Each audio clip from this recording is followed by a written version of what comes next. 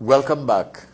You're looking at Brighter Morning with Bhoe. This is Multicultural Television, MCTV, and you 97.5 FM, Hot Like Pepper, Multicultural Radio.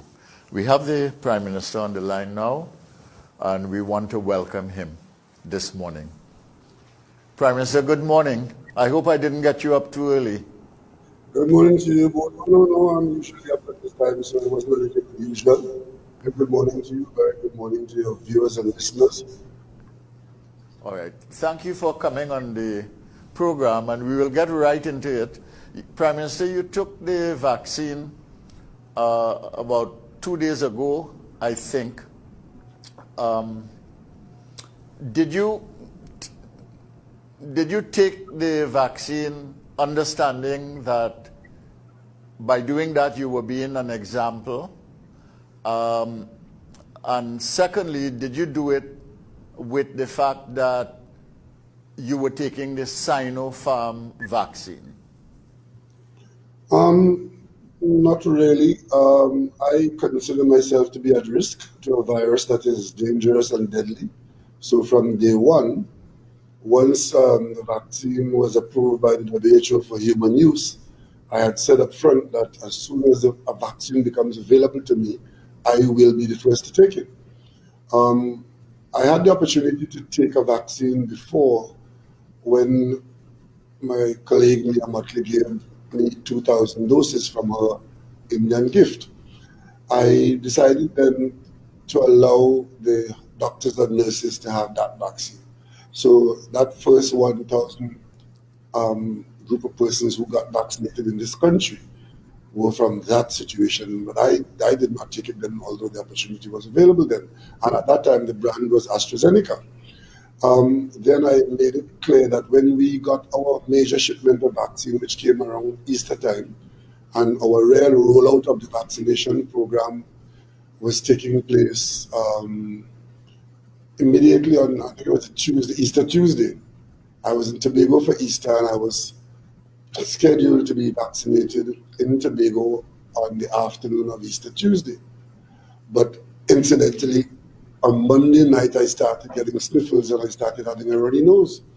And I said, look, I better get tested. So first thing on Tuesday morning, I got tested, and lo and behold, I was deemed to be positive.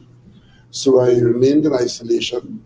And once you were deemed to be positive, the WHO protocol and the scientific information was that you shouldn't be vaccinated for 6 months. So I was waiting to be vaccinated in October. And then the protocol changed that as they got more information, that you could be vaccinated 3 months after. So I was scheduled to be vaccinated in early July. So that's what happened. In early July, the vaccine that was available and being used in Trinidad and Tobago was Sinopharm. So I got vaccinated. I do hope that my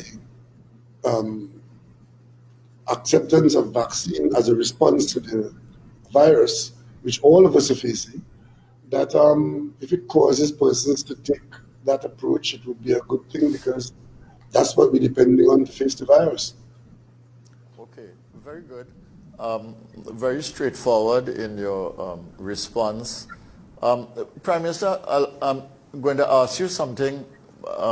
It's a little personal, but it's related to what you said. You, in fact, got ill with COVID when you were in Tobago. Can you talk a little bit about not just how you felt, but what might have been your dominant thoughts at that time when you got ill? Can you talk about that? Do you mind? Yeah, well, I must say it was a feeling of surprise, great surprise, because I had been following the protocols as close as I could. I was in semi-isolation. I was sanitizing. I was wearing a mask when I was with people. But I have no idea where I might have got infected, because nobody around me tested positive. I think they tested 85 people who I was in contact with for that week, because I was in Tobago for the week, from the Monday evening until the following Tuesday morning of the following week. So I was in Tobago for a full week, and I interacted with a few people I thought, which were family members, my household and a few family members in Tobago, and some regular friends. I couldn't tell because all of them were tested. All the people I interacted with on my farm, with my home, and they were all negative. So really, I couldn't say I picked it up from any person. So I suspect that I might have picked it up off a surface somewhere during that period. And my reaction was that I was very concerned because this virus, if it gets a hold of your pulmonary system, that's your lung and tracheal area, it can run away and deem those organs to be Yeah, it can be very dysfunctional. deadly, yes. And it can, for some people, it went straight to mortality. So when you get it, it's like a lottery. Fortunately for me, I had no other symptoms other than that initial runny nose.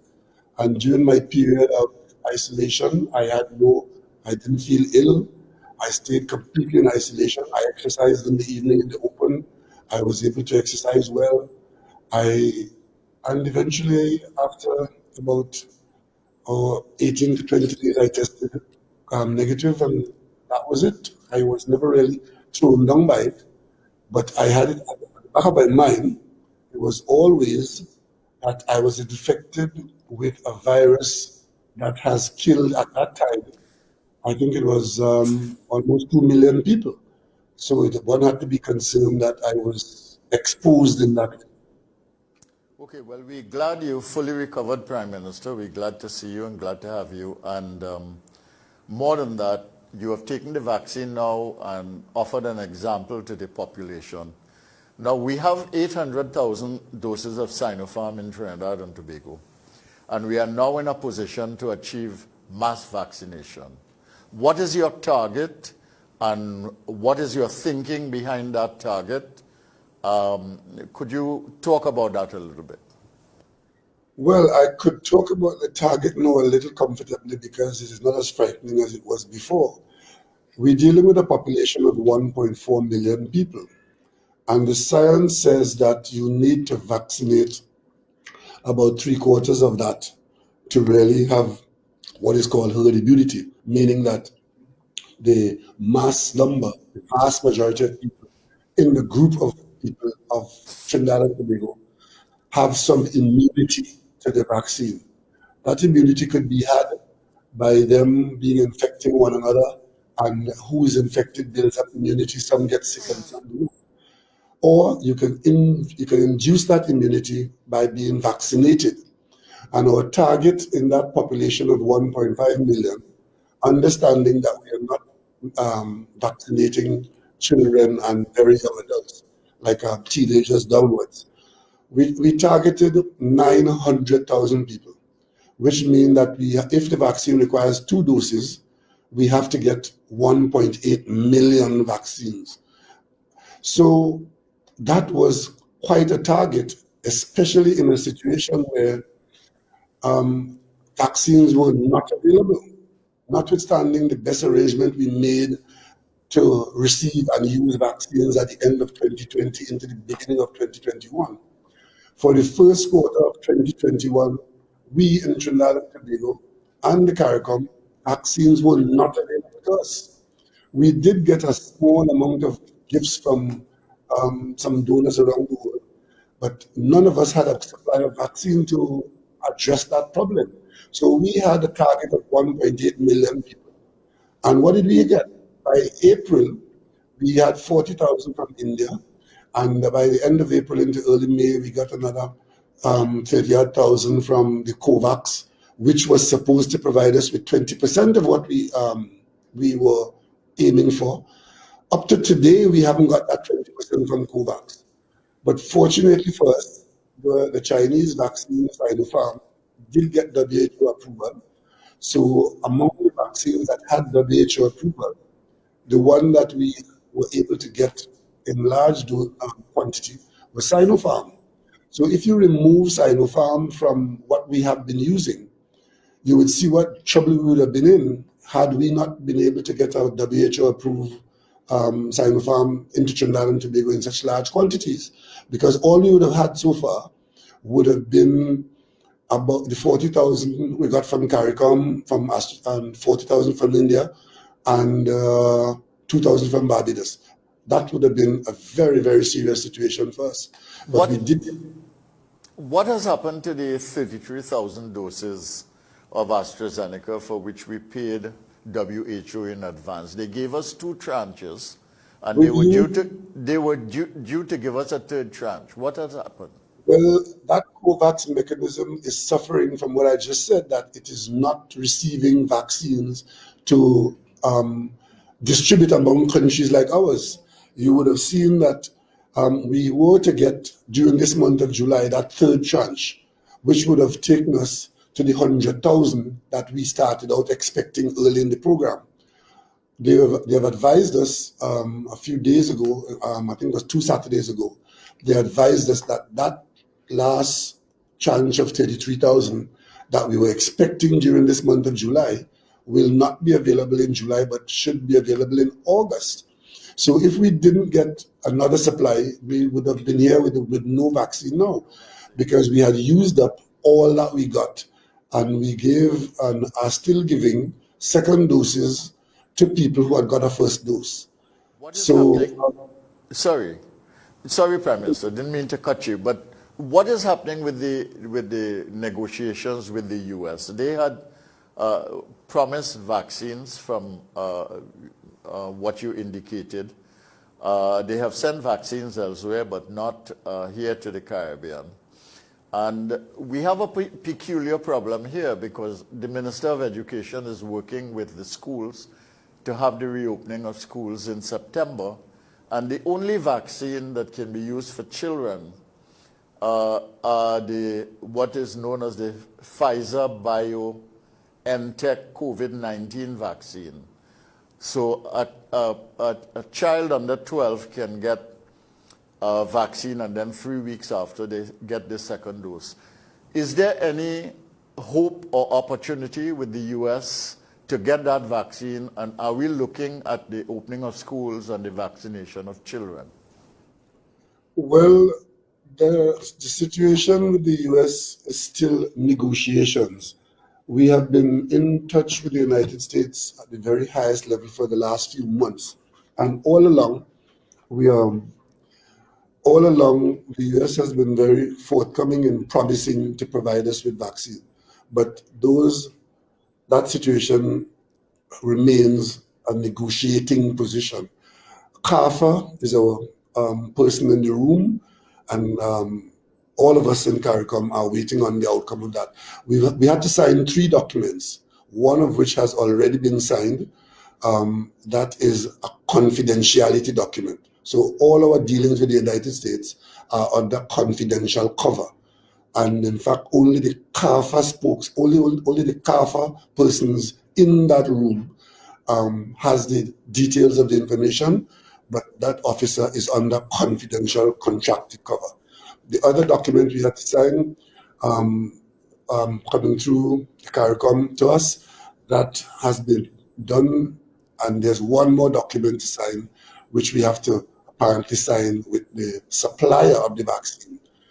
When that 3rd document is signed, we should have had a meeting with the supplier, whoever that is, last couple of days ago. That meeting was postponed, and that should happen in the next few days, maybe even today.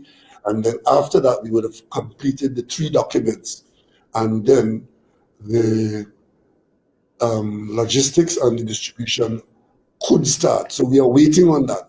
With respect to the children and the Pfizer vaccine being the one that can be used on children, we are hoping that it would be good for us if we do get Pfizer from the United States, because then we can allocate those to our young people who are to go out to school and continue to use the others that are not yet authorized for children on the adult population. That would give us a very good position, but until we have it in our hand from the United States, we can't say that, but we are looking in that direction.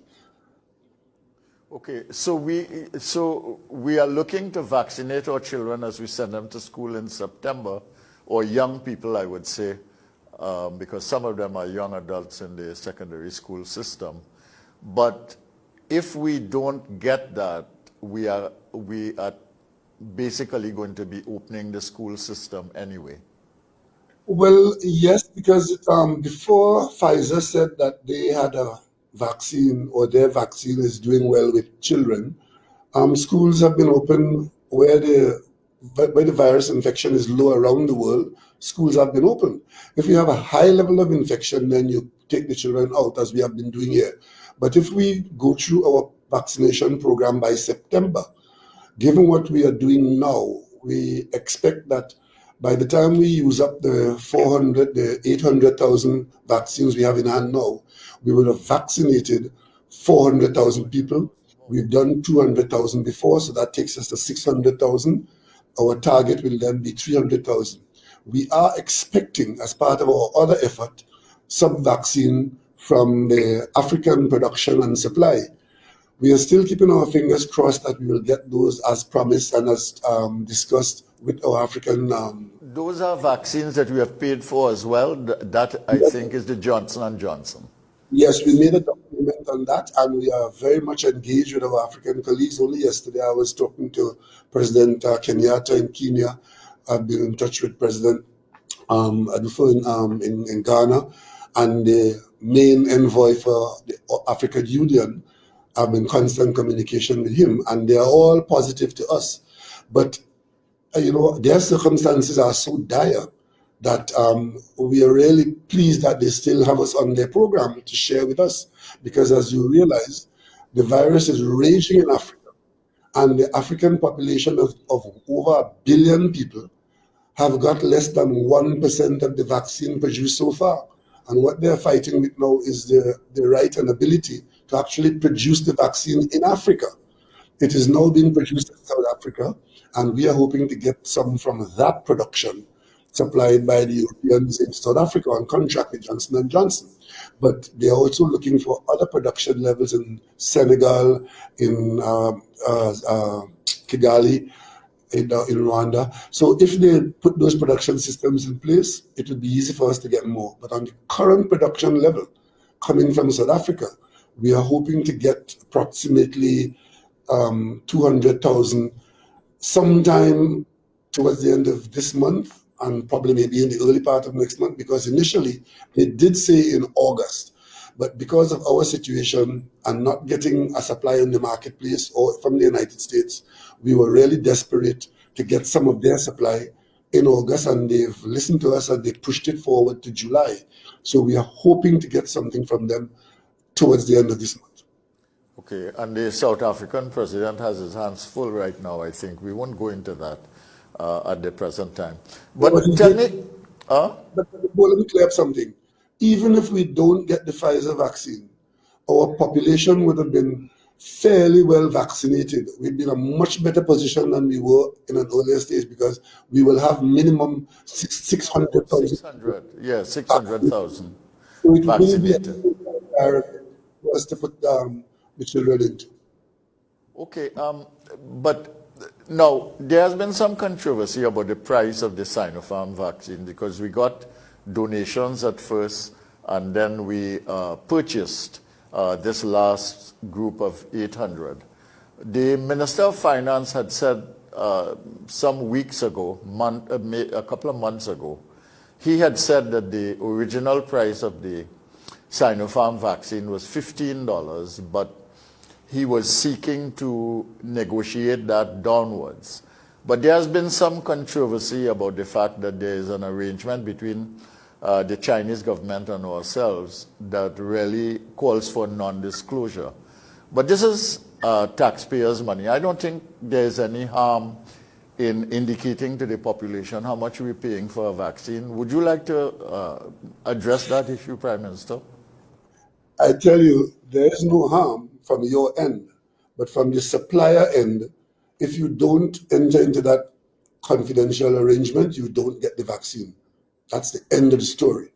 If you are unwilling to sign the confidentiality in a situation where you're paying for it, you don't get it. I just told you, in the situation with the United States where they're offering us a donation of vaccine, even the discussion is confidential. And if we want the vaccine, so we have to comply.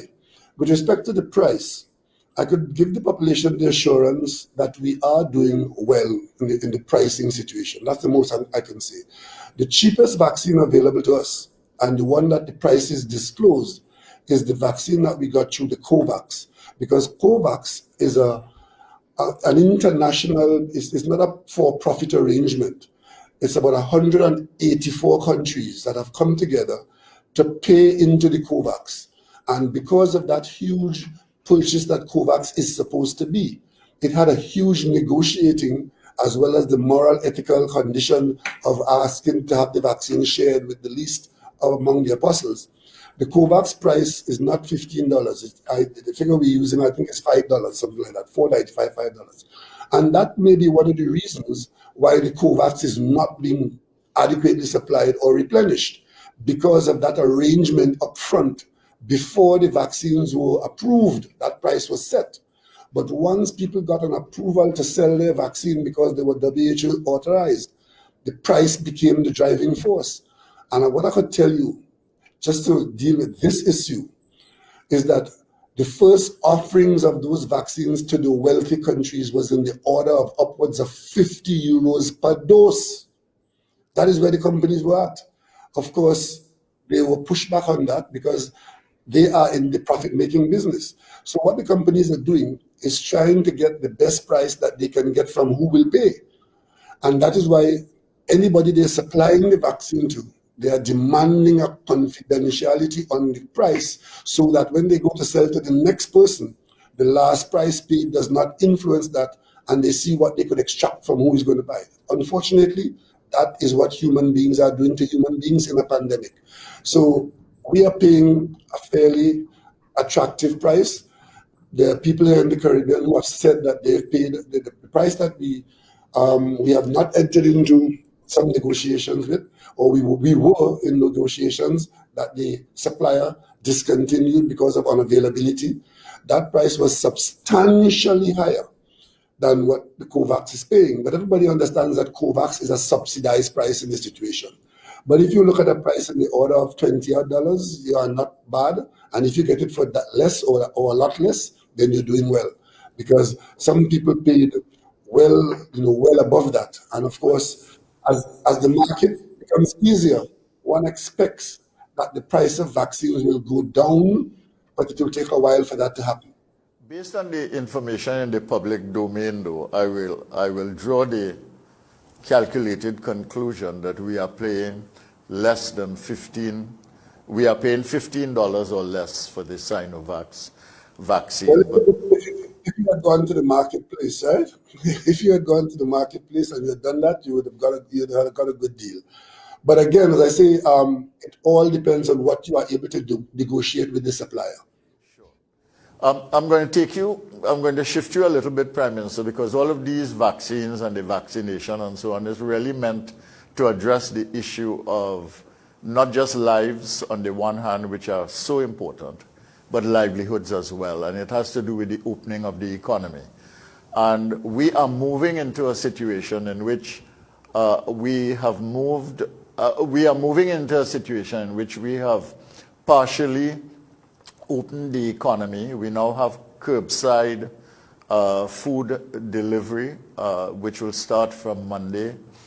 And other institutions have been opened up. Other people are clamoring for opening up, like the dealers are opened up. The manufacturing sector is now, according to them, 90% fully operational, 90% operational. And you are opening the airport on the 17th. So that is in 2 days. So we are going to have the convergence of these three things: the mass vaccination, the opening up of the private sector on Monday to some degree, with hopefully more opening up later. And we have the opening up of the airport. Now, this is going to take some management, because on the airport side, you have the possibility of Delta the Delta variant coming in the country, and I know the health ministry has talked about checking everybody for that. And then with the opening up itself, you have the movement of people, possibly some congregation, and so on. Are we prepared to manage this in the context in which we know that anything can happen? Well, let us go back to basics and say we are living with a virus. And the alternative is always to be considered. What is the alternative? Fortunately for us, we have been able, in the period May, June, July, to have access some vaccines. If we were in the same situation that we were in between January and April, we would have really have had difficulty opening up as much as we have done now, because remember, the opening up is really a deliberate bringing out of people as against holding people away from the exposure that they would have. And as let's take the construction sector, that decision to restart construction brought 45,000 people back to their workplace and their movements. And of course, when we go on Monday, it would be another huge number of people coming out in this food service and services sector and manufacturing. That is a deliberate understanding that the environment in the country is different, because we would have thousands of vaccinated people among those people who are moving out. And one interesting thing is that the nature of the protocols on the Sinopharm vaccine requires your second shot within 3 weeks. So after 3 weeks, you are, and you give yourself another week or so, you are fully vaccinated. So in a 4-week period, we would have in our population, and every day it gets better, more vaccinated people. So we can take the opportunity to bring more people out. And we do that against the background that when these people are not out, there's a huge human cost to not being able to go out, to go to your workplace and earn a living. Yes, the government has helped out those people who are at the very margin and are least able to put food on the table. There has been some government help, but there is no replacement for the population helping itself by its own earning and feeding. So we know the hardship that is going on, even though the government is looking after about 40 or 45,000 people with some basics. But so we take the opportunity, once the risk is deemed to have been reduced and is reducing, that we allow people to come out and go back to their livelihoods. So that's what we say, we're saving lives, looking at livelihoods, and balancing it by the looking at our personal circumstance, the scientific data, the behavior of people, and we live with the virus in that way. Okay, so I will take from that you think that we as a country are managing the risk well, and that leading your government, you think that the government is taking things into consideration to manage that risk well. But we're going to have a problem, which is that on the one hand, there's an argument that the individual has the right to take or not to take a vaccine.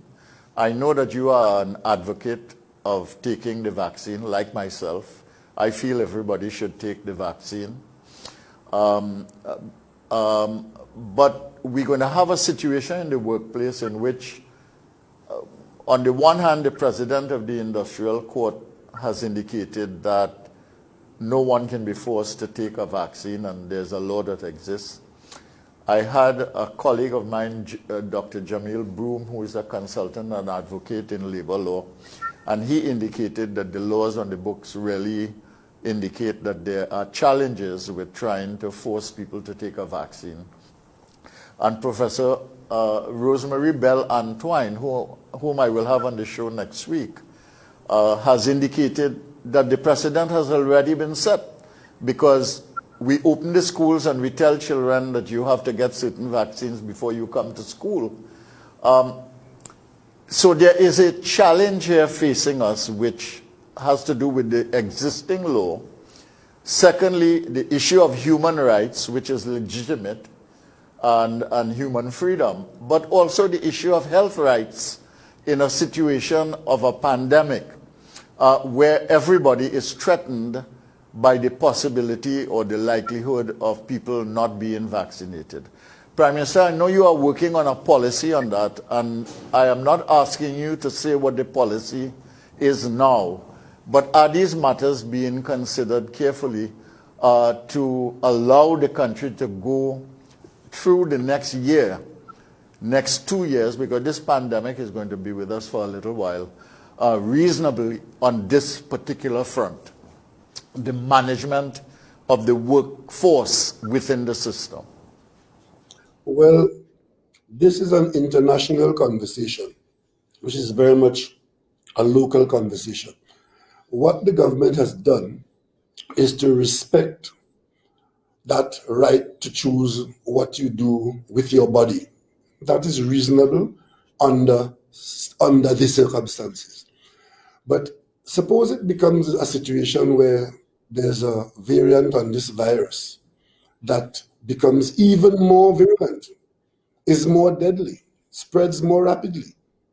And we know through scientific information that there's a vaccine that could prevent that from happening. Then the government will have to take a decision on behalf of those persons who have the right to protect themselves from this virus. So a decision will have to be made. If the voluntary situation gives us the result that we could live with, then we live with it being voluntary. Some countries have already gone beyond that. I think in France, it has been to the court and the country has taken a position. But even voluntary international travel may put some pressure on people to get vaccinated if they want to travel. As Dr. Antoine has said, this is nothing new for the human population in this country, at least, and elsewhere. That if there's an ailment that could come your way from an infection, and the way to ward that off is vaccination. In my lifetime, I've been vaccinated about 6 times against various kinds of things. Either to stay here, go to school. I was vaccinated in primary school to be protected from polio, from cholera, from typhoid, and that sort of thing, yellow fever. Traveling, I've been vaccinated from hepatitis. And so vaccination is not anything being forced upon anybody to abuse their rights. It is to protect human life. And if the decision at the level of the government that is responsible for the wider population, where the majority would like to preserve their life, where there's something available, then the government will have to take a decision like we've done with children. I mean, we vaccinate children because we don't want our children to fall prey to the ailment that they could fall prey, and we start vaccinating them even before they could think about it at 2 months, at 4 months, at 6 months, at 1 year. We protect our children. And so this is a discussion that will take place. And given the circumstances of the nature of the threat, every government in the world will have to take a decision. All right. So you are prepared to bell that cat, so to speak, and come to the country with a decision. I will give you time as you are working out the policy in cabinet. As long as the circumstances can be managed with a voluntary program, then I see the government allowing a voluntary program to proceed. But if the situation changes and another kind of decision is required, then that's what governments are for. Okay. I want to target the economy now, Prime Minister, because we're running out of time. And I do want to get to the economic issues. We have a situation where I assume that you are going to open up the economy more because you want to get the economy going again. So we have 2 challenges. One is that we've got to open up the old economy. You said 2 or 22? Well, we might have many, but I'm just focusing on 2 challenges now. With the opening up of the economy. You have the old economy, which you have to revive, but you've also had a collapse of many, many businesses during that time. And with the collapse of businesses, you have had loss of jobs, of course.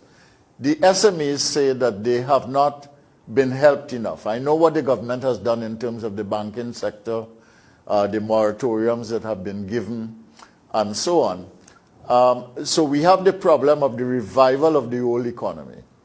But I think you and I know that the old economy cannot get us into the post-COVID phase, whenever that is, because there is so much going on with digitalization. There is so much going on with renewables, technology, knowledge. We have to manage the import substitution, export expansion. You need to create technical capability and a technical economy.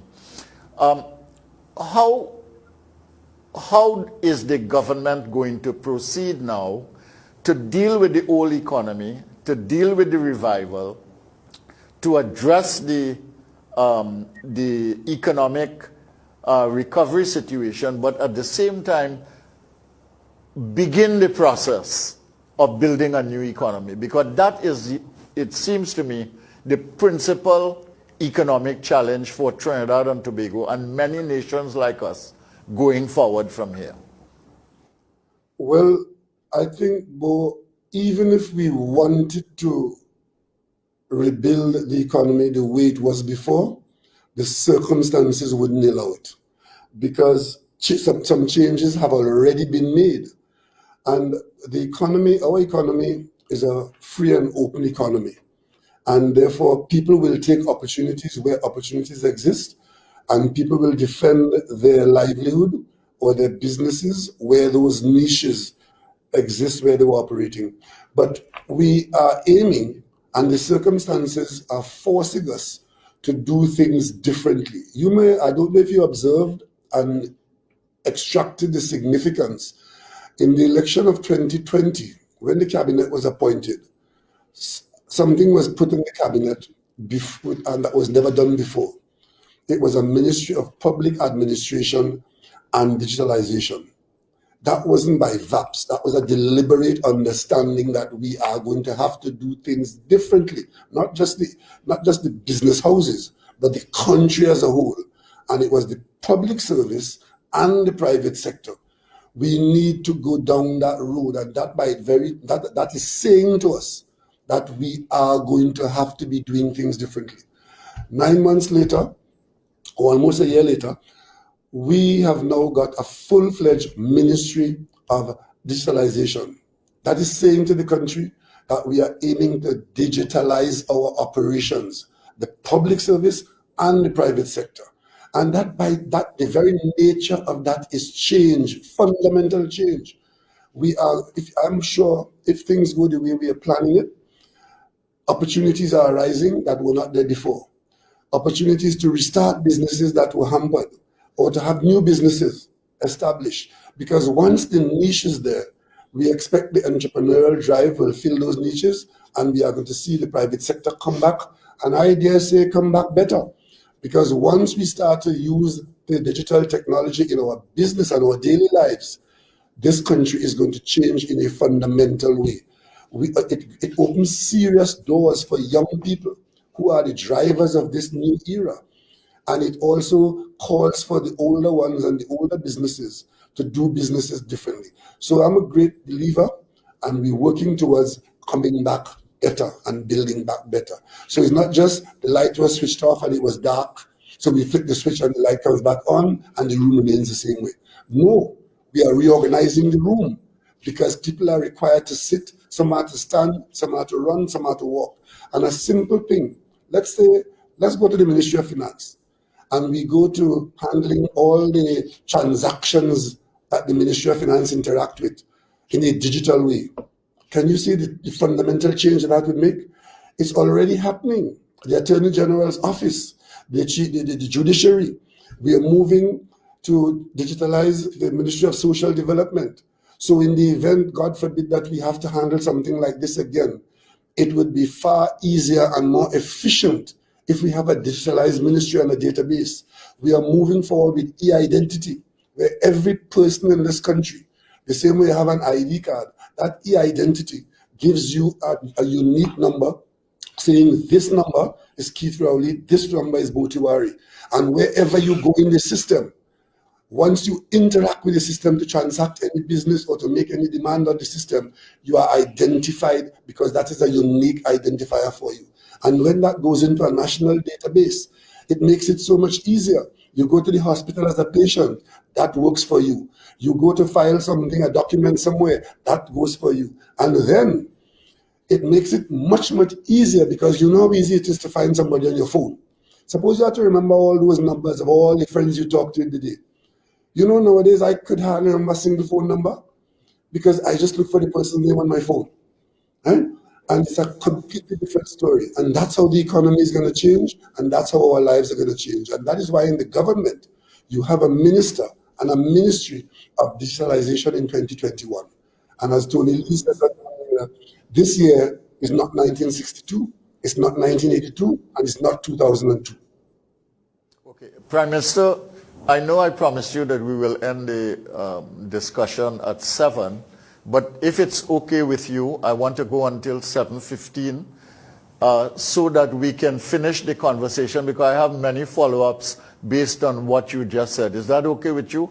I admit that a Prime Minister's time is precious, but I would assume that what we are doing here is important.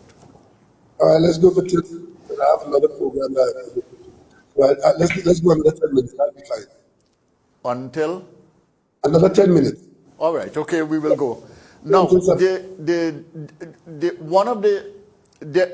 it is easy to have a conceptual misunderstanding between digitization and digitalization. But in order to get to digitalization, you first have to digitize. And the ministries have to deal with the issues of data storage, of processing, to create the conditions where they have information for accessing and transfer, etc. So that task has to be done first. And that is a primary task in the age of technology for all of these ministries. Digitalization really gets you in the area of the cloud computing, artificial intelligence, the Internet of Things, where you can really use the digital system to create a whole new level of transactions and to create a whole new economy.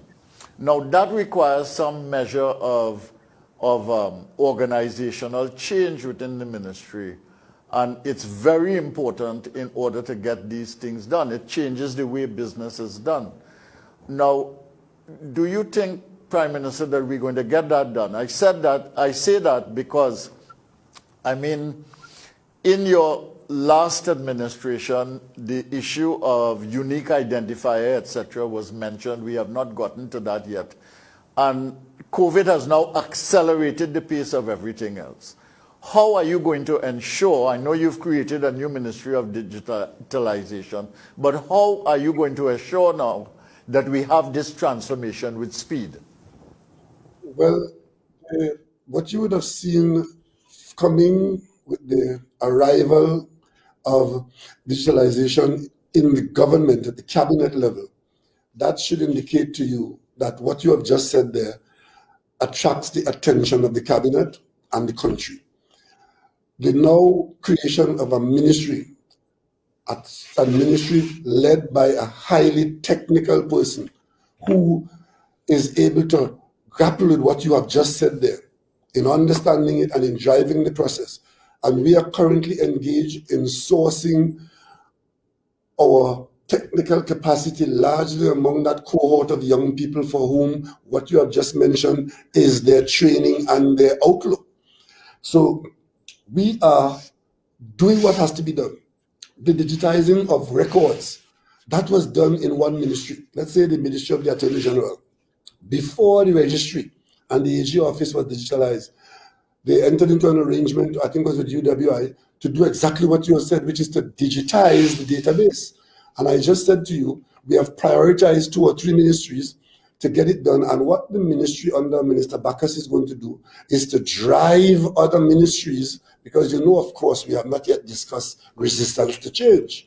The same way you have the phrase vaccine hesitancy, you will have digitization hesitancy. So that hesitancy, which is the behavior of people for whom this process was not part of their psyche and their training.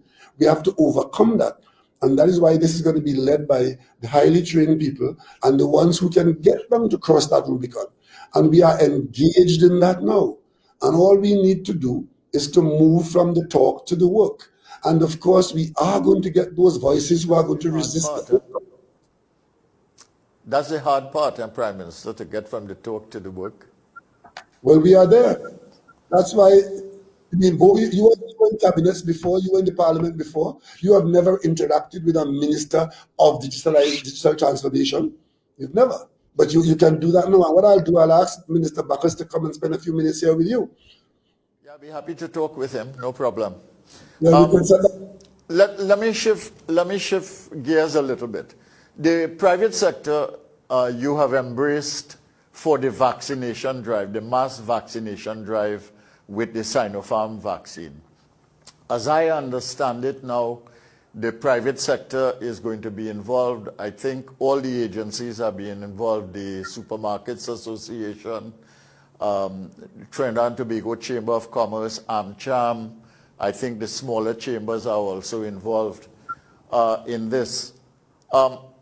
You have embraced the private sector for the mass vaccination drive, but there's a feeling in the private sector, and I've spoken to at least two people on my program last week, in which basically they feel that government don't mind if the private sector works with them on certain things, but that most of the time government keeps the private sector at arm's length, do not listen to them, and even if they engage them, there is no follow-up. What do you have to say about that? Because we are entering a phase now where unless there is a relationship that works between government, private sector, and the rest of the society, NGOs, trade unions, etc., we are not going to get anything done in this country, and we are not going to make any headway. What do you have to say about your relationship with the private sector? I think that there's no one individual who is the private sector, and there's no one position of the private sector. The private sector, like the rest of the population, has a lot of positions and a lot of individuals who espouse positions. I'm sure if your sample is sufficiently broad, you will meet people who will tell you that they have no difficulty consulting with the government, and they are in fact doing work in step with what the national interest is.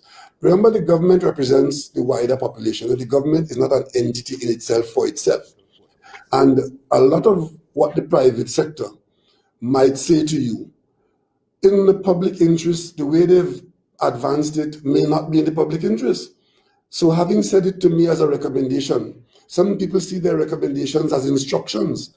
It might be very good recommendation coming from that person to suit that person's needs, but there are wider interests to be met, and the government is the only entity that has a responsibility to discharge to the wider national interest. And I think that we have a fairly good insight to the private sector. We have fairly good levels of cooperation. For example, let's take this vaccination thing. Before vaccines were available to the government, because we keep saying in this country, vaccines are only available to sovereigns, meaning states through its governments. There were people in the private sector who were given the impression that they could get vaccines because they are the private sector. I mean, even the opposition is still talking that stupidness. Up to today, vaccines are still only available to sovereigns. And the only people who were able to bring a vaccine into this country was the government of Trinidad and Tobago. And that is how it has been. So if there were no vaccines, there was nothing to cooperate with the private sector on. But the minute vaccines were available for that purpose, we had great cooperation between the government and the private sector, and I dare say it has gone extremely well. And nobody had said to the private sector, stay out of this or you won't be in it. What we said is that once we get vaccines in our hands, we will make it available to the private sector to ensure that the population is best served. And that is what happened. But initially with the small amounts, with the small volumes, The government system could have handled that, and we did so. But now when we have hundreds of thousands of vaccines to get into arms, we're talking here now, only a couple of days ago, the minister and I were talking with people in the Carnival Band movement, where they want to use and they are encouraged to use their mobilization to vaccinate that cohort of the population. With respect to monies made available to the private sector, that is the first hurdle that the government has crossed. We did find some resources. It might not be all that everybody needs. And of course, there have to be conditions. And those conditions may not meet everybody's terms. Some people's terms are simply just give me the money and go away. As a government, we can't do that. As a government, we can give you very attractive terms, very soft terms, but we still have to account to the taxpayer for what we've done with the money. And we are encouraging people in the business sector to try and contort yourself if you have to make use of what the government is making available, because we need the economy to be restarted, to grow, and to serve the wider national interest. So the private sector is not a unique voice. It is not a unique person. It is not a unique framework. There's a whole myriad of that. And of course, some of it may not find favor with the national population or the government. I mean, let me give you one example, Bhoe. I've not said this before, but let me say it here. You mentioned labor. There were two instances in this country where the state sector made available to people who are in the labor cohort, employees. One was at FCB and the other was at Petrotrin. At FCB, workers were offered an employee stock ownership on very favorable terms. Shares at $17. Labor Voices told those workers, don't take it. I mean, that the modern world where you offer employees, not every 3 years you come to negotiate and get this and get that and quarry and fight and march for that, but to be an owner of the reign. And shockingly, workers did not see encouragement to get those shares from FCB. Where are those shares today? FCB shares are upwards of $40 per share and paying good dividends. So there's a difference of opinion there. When I address this nation about the problem at Petrotrin and the threat it faced to the country and the action the government had to take, I knew that it will dislocate workers. But the workers had a claim on what was going on there, and I said, the first thing we will do is to offer the workers at Petrotrin an employee stock ownership in the restructured company. The company is now called Heritage. It's also called Paria. The refinery itself had been shut down because we are going out of the refining business. But we offered employees a stock ownership in the new arrangement. And the very first response from the union, the very same night I addressed the nation, was to disregard and dismiss that with the greatest disdain. Today, Heritage is making over $1 billion a year in profit and has the prospect for doing more.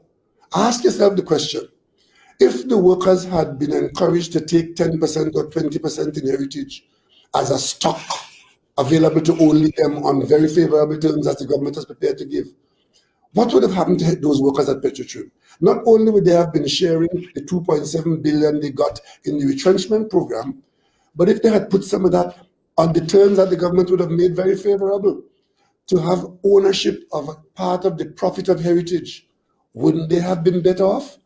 But they were encouraged not to go down that road, and the government had to proceed. So today, the state owns 100% of Heritage, and Heritage is a very profitable company. So all of us have to look to a future where the template is different, the attitude is different, because the world is different. And in a country where people are being encouraged not to take part in employee stock ownership, to enrich yourself, not only for you, but for your children or your grandchildren, because those shares in Heritage or in FCB could have been part of the wealth of those employees to pass on to their children and grandchildren. But there are others who said, no, the best thing to do is stand there and negotiate and fight for a pay increase every 3 months and fight inflation that way. The world has changed and the world is changing, and it requires change. And change brings conflict, and that conflict has to be managed for there to be success. Prime Minister, the Petrotrin remains a controversial issue. We cannot pursue that here, but I'd be willing to engage you on another occasion. And anytime you're ready. Okay.